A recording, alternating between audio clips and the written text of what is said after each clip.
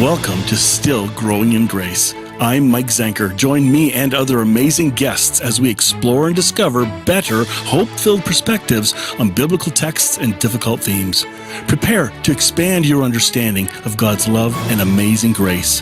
Growing in Grace Ministries Canada and Hope Fellowship, as well as Eastside Church, invite you to enjoy today's program as we dig deeper into what it means to be still growing in grace. All right, welcome back to Still Growing in Grace, Christmas topic, part 2. And last time was a lot of fun, but I want to dig into even more. There were some topics that half of you guys were, you have a list there and didn't get a chance to get through it. So let's see, what else did you guys have on unpacking this Christmas theme and finding a better way to proceed? Unwrapping. Come on, Mike. Get it together. It's sitting right in front of you, man. It's been a rough day. Come on. Very good. No, I think we talked about just a lot of the just sentiments around Christmas in our last conversation, and I thought that was really, really good. And the concept of the Incarnation, which I'm sure we'll jump into a little bit more. One of the things I don't mind talking about, and I think would be kind of insightful for a lot of people, are some of the nuances of the Christmas story that either do get mildly debated. Not that we need to exacerbate those, but I think it can bring clarity and comfort to people to understand some of those little nuances, especially around, like, why is it December 25th? Or, who were those strange guys that showed up with gifts, and what was that all about? And there's just so much to unpack with every single one of these. Honestly, we probably could do several more weeks, and we don't need to, but it's just such a there's just so many little elements that are just so much fun to play with Christmas. And I don't say that lightly. I just mean that I think authentically, like, as much as Christmas is this season where we get to maybe get a little toy or something fun we get to play with, I think the story of Christmas from a theological standpoint really has some of the same elements to it. Yeah. I heard that the fourth wise man came with fruitcake and was kicked out. Terrible. What do you guys got? Well, not controversial. This is not one of those issues. I just think that since have just came through a political season. For what it's worth, we have no clue what happens because we're recording it prior to that. So we have no idea. Don't tell anybody. Don't say. But you have such a contrast in the power structures of the world at the Christmas season, when you have Herod with his thirst for power and his wanting to hang on to power, so much so that he resorts to such horrific violence of killing little babies and infants. And I just think it speaks into how the Lord Jesus comes in this humble fashion, and he ascends to power through service, through forgiveness, through giving of himself. It's such a contrast to the powers of the world versus who our God is. And so that's not that that's really a controversial thing. It's just one of those side elements to the Christmas story that I think is speaks volumes to. I don't know if it's the side element. It may be the whole element when we read, maybe the main nugget that we're supposed to draw from it. Well, we forget that we think we're so advanced in our culture today. Oh, we got all these problems, political problems, war problems, and yet the Christmas story is surrounded by it. Remember why Mary and Joseph were going to Bethlehem. They were forced to go there to do a census, which means the military was everywhere to quash any small uprisings. There was guards and Roman regiments everywhere. So the idea of the soldiers, there was more soldiers everywhere, than normal. So it's an oppressed society. Yeah, absolutely. And they're waiting for a savior to save them from Rome. Most from the empire. Yep. Yeah. We'll definitely cover that at Easter. Yeah, big time. Yeah. Oh man. Some of the nuance. Sorry. Oh, go ahead. No, you go ahead. I'm good. Oh, I say, does anybody know why December 25th is theoretically the Christmas day? I forget. I heard some things, but now I Yeah. don't There's a know. lot of different reasons, and they get Yeah. this Ishtar thing and the Babylonian, and I think there's some elements. I mean, it's obviously aligned with the winter solstice very Right. closely, Right. right? And just Yeah. like Easter is aligned very much with the vernal equinox, right? Well, he So wasn't we born have December these. 25th. That's for sure. Again, yeah, absolutely. That's just an arbitrary date. Yeah. Well, or it could have been there's different arguments for different things, Yeah. but there's actually a really interesting variable that lines. Listen, I don't think it's any. It's not an accident that a lot of our holidays align with the stars, the Yeah. seasons, which also align with a lot of pagan holidays. And Which is why the wise men were able to find these guys. yeah, It was connected to that. all of it's connected, right? But point being is, as Christianity spread through Europe and Asia and Africa and other places, these are events that are, again, transcendent to human culture. And if we have an important date and they have an important date, you can see how things can amalgamate, and Christmas trees become, signs of evergreen life in Nordic society, and we just kind of bring it in and throw some Jesus stuff on it, and that's all. And same thing with Easter and fertility and stuff like that. That we don't need to be scared of that.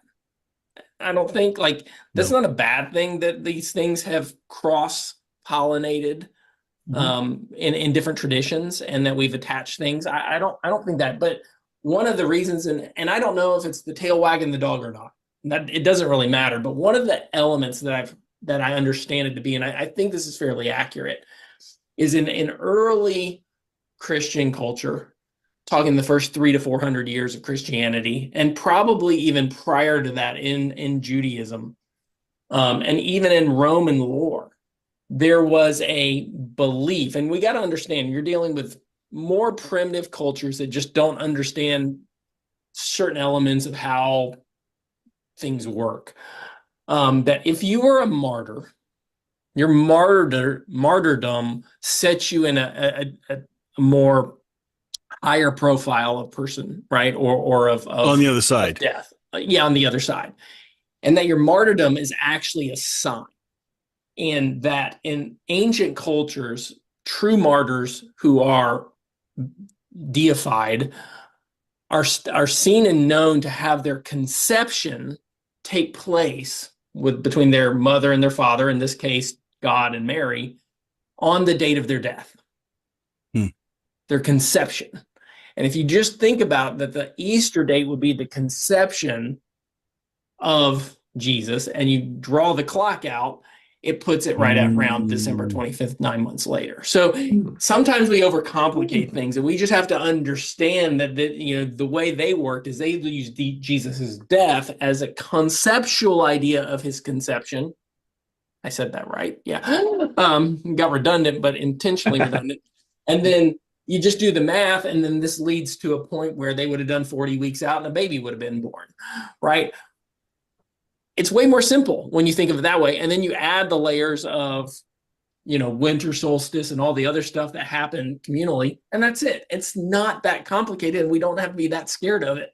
Because Easter changes all the time, right? Because it's based on Easter the moon moves, sequence. but it's always around the vernal equinox. Yeah. Again, yeah, they used the lunar calendar back then, so it's still around the same time.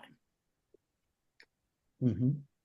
Well, I just learned something there. I hadn't heard that. Isn't that cool? Isn't cool. that way less complicated than a lot of people try to make it out to be?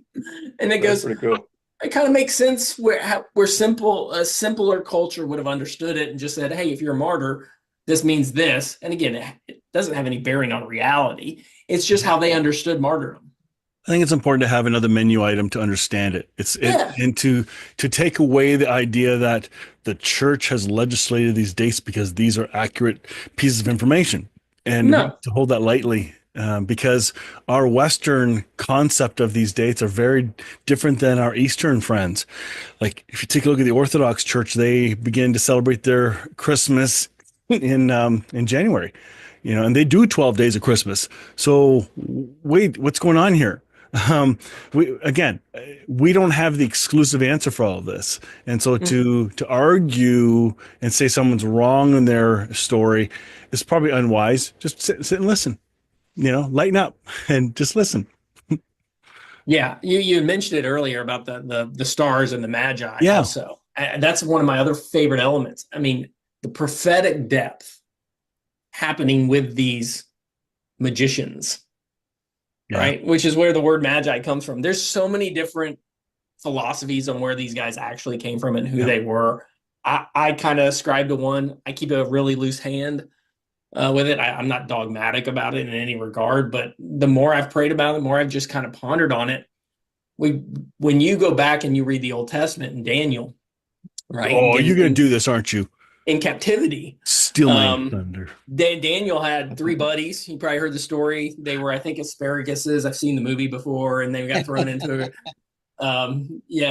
Shadrach, Meshach, and Abednego. There's also these little kid stories.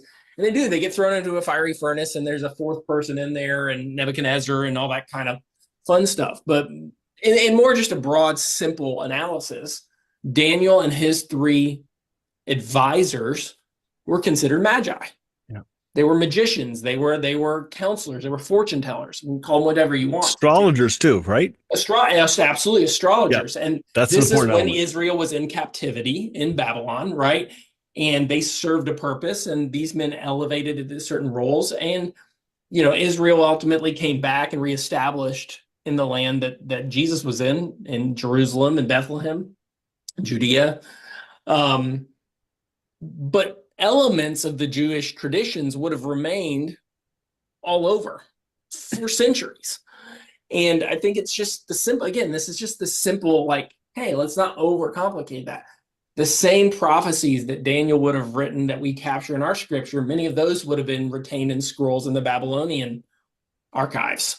And there would have been a lineage of magi's and astrologers and fortune seekers who were looking for some sort of event that had been foretold of in the Jewish world that had been recorded in Babylon, why these magi were there, Shadrach, Meshach, and Abednego included, right? I think it's just it's a very easy step to see how there would have been people waiting and watching, possibly more observant and more aligned than even the Pharisees and the Sadducees and the Romans and what was going on. There was some celestial event. They caught wind of it. They show up thinking that everybody's got it figured out. Nobody has it figured out. And then the whole hair thing. And they bring interesting 3 gifts. And we assign the fact that there were 3 magi because there's 3 gifts, but there's actually nothing that says there were 3 magi. Not at all. It's probably a caravan. Yes, for that kind of gold, you got to protect that. Come on, trekked across some sort of Middle Eastern desert, and they'd have their concubines. They would have. I mean, it would have been a spectacle, right? They would have had their whole caravan trekking, showing up at Herod's front door, and he's like, you can understand his probably apprehension. A lot different than 3 guys showing up versus 300 people showing up going, where's the party? And he's like, what are you talking about? So it gives a little more context to why he would have had. And the religious leaders knew. Yeah.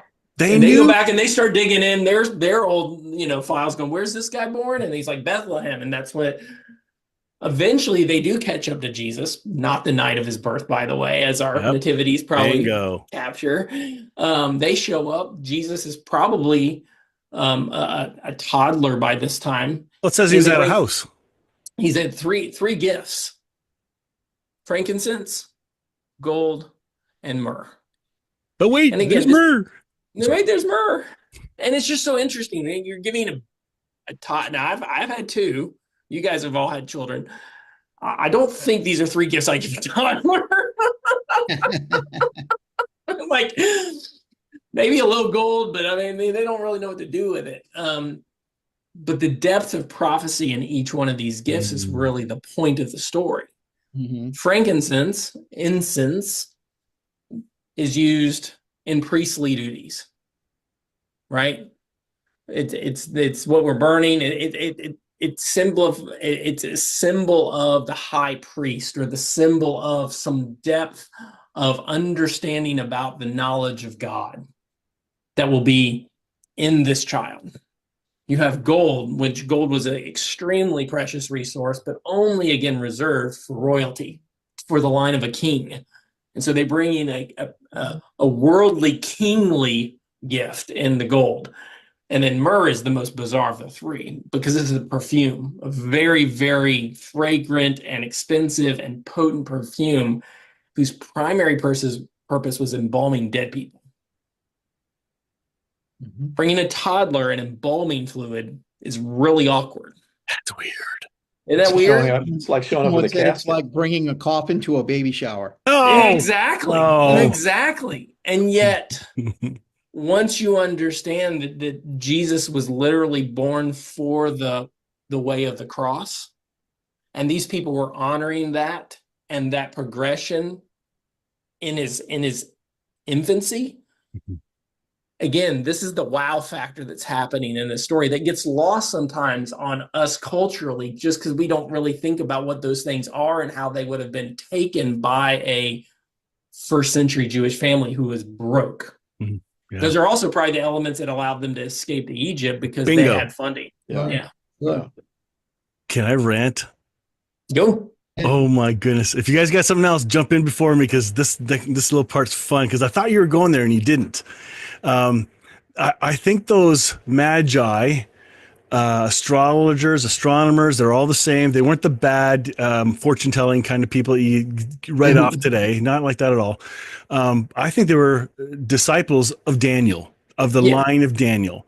There was a dream that Nebuchadnezzar had that Daniel had to interpret. And to me, it's one of the most prophetic dreams that it kills end times theology big time, the really bad stuff, but it points to the coming of Christ. So when he was talking about, I see in your dream, you had this statue, its feet were made of clay and 10 toes are mixed of clay and iron. Then the legs were of iron. And then the waist was bronze and silver and gold. So they had all these different elements. Pardon? Layers. Yeah, all the layers. And so, but the cool part of the story is, but then a rock not cut with human hands comes and flies down, smashes the toes, and the whole statue comes crumbling down. And that's still not the best part. The best part, and anybody can read this, it then says, then the rock grew and covered the entire earth. So what is that? The 10 provinces of Rome? Very good chance that that's what that was. And that was the time Christ, who was that rock, came and landed and is filling the whole earth, and he's not done. And so in my mind, the wise men knew something was going to happen. They knew that they were watching politics too, because politics played a major role in this too, in reading what was going on. So we can't write that all off. Is it connected directly to the birth of Christ? I would never have thought that, but I can't unsee it now. So that's one of my joy boy rides that I love, that I've connected Christmas to that story and prophecy that no one ever told me about. It's so exciting. Anyway, that's good. There's my rant. That's true. Done. That's good. Well, would you like another controversy? Yes, please. Go for it. Because it's fair. This one is relatively new in that our friend down there in Georgia, Andy Stanley, gets himself in some hot water, and he just recently was talking about only 2 miracles that Matter. Christians really hold on to: creation, what we believe about God, and the resurrection, what we believe about Jesus, informs us about Jesus. Which brings us to the virgin birth. You left that out? Well, I'm bringing that up to say that I was taught that I had to believe the virgin birth in order to be a follower of Christ. I mean, you have to believe that. And I think there's a lot of Christianity that still teaches that. Now, I'm not saying I don't believe it. I'm just saying that You weren't told it was on the list of things you had to believe. Oh yeah, Right? The virgin birth, because of course this was the, he had to be free of the sin nature as he was born. So that's where that all ties back to. Correct. Yeah. So that theologically that's where that came to. But William Barclay, who I love his devotions and study, he didn't really believe the virgin birth story as is taught by many. So, but by most of Western Christianity anyway. I don't know what it's like in the East, but I just thought that was maybe a topic to toss it out there for a little conversation. Is it a fundamental Yeah. need to believe in that? I would say no.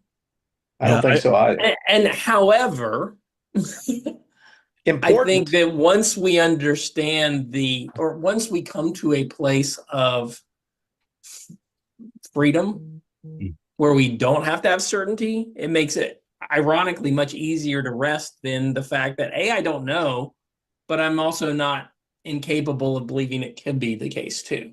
Mm-hmm. Yeah, and some younger people exploring the faith, this is an immediate barrier. It is a barrier, and it's a point of mockery. What's used by many anti-theists to draw people away. It's similar, in my view, to the 6-day creation thing. Do you have to believe the 6-day creation thing and the Kinam, all the, everything that you find later, all, stands on the book of Genesis. But so I think it's at least worth having a conversation that a person doesn't have to believe the virgin birth in order to begin to follow Jesus. Yeah. Yeah. Completely agree. We got to remember that it's Jesus, the Holy Spirit, God the Father, that actually draws us into actually believing anything. So if we have something shoved on us that we must believe, I think a red flag needs to go up. It may be true and it may not, but a red flag goes up when we're forced to just take it in and without questioning it and believe it because somebody tells us this is a foundation. I love, to me, I believe the virgin birth story, and I'm okay if it turns out to not be true. So what? I think Jesus coming as a baby and growing and teaching and doing the miracles, then dying for us, to me, that's huge. And then even the story of the Old Testament pointing to him, I find more hope in it. It's the micro details. It's cultural. We're culturalized into trying to be right and have clear cubby holes of full explanations and mysteries left out. I think there's far more mystery in the Christmas story. I think you leave it in the mystery category because I'm simply saying it's something maybe to consider as we share Christianity and discuss Christianity with particularly a younger generation that's got access to all kinds of information. Yep. And that's like Bill said, it's often a barrier to them coming to their. Well, I think it's one of those, and again, this would be the progression of, I hope, would be maturity with many believers. And as an immature believer, maybe you believe it because it's just so exciting, but then you're going to progress through different stages of doubt. Mm-hmm. And that's okay. That's normal. You're going to question. You're going to seek certainty at times in your life, and you're going to grasp onto elements that are certainty. And truth be told, the entire idea of the virgin birth is too wild to believe with any sense of pragmatism. It is. I'll say it. It's illogical. It doesn't make any sense. It would have to be completely miraculous and transcendent from anything that is testable or repeatable. And at some point in faith, and which is the opposite of certainty. Again, and with maturity, I think sometimes we release our certainties and we release our desires to have solid, concrete, logical answers for everything. And we can enter that place of mystery once again. And again, to me, that kind of bookends the experience in my journey, where I'm open-handed with it. I don't have to have it, but I can also have grace for people who aren't where I've trudged through. And yet the certainty on the front end that you have to believe it or else, that's just a different state of immaturity. Mm-hmm. And the whole Christmas story is part of where the metaphysical meets the physical. Absolutely. The unseen meets the seen. So the whole Christmas story introduces us to an idea that there's a realm that we just are, it's beyond us, that we don't understand. that comes into our world and tells us that there's so much more to this world than what we see. Yeah. I imagine the faith of those magi making that trip with all that stuff. What certainty did they have? Or was it hope? Yeah. Right? It's no different. And then they went to the wrong place. And then Herod was chicken to go. So he sent them off and told them to come back.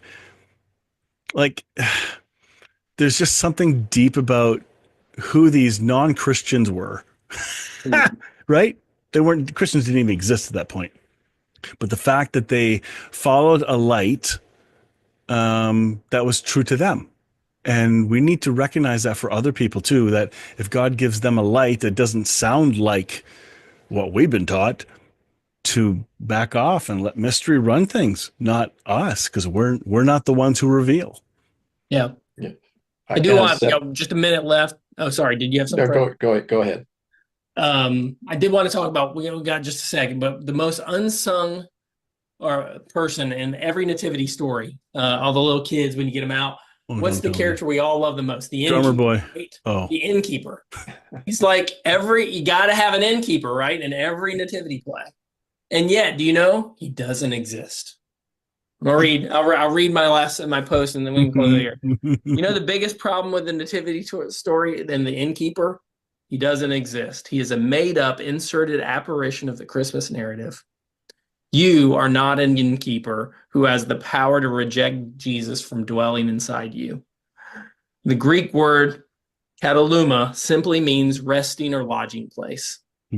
It was the comfortable guest room sleeping area of an ancient Jewish home. Jesus wasn't born rejected and outside from the home. He was just born in the lowest, most humble, unexpected recesses of the home, where the family kept their livestock for sustenance and for sacrifice.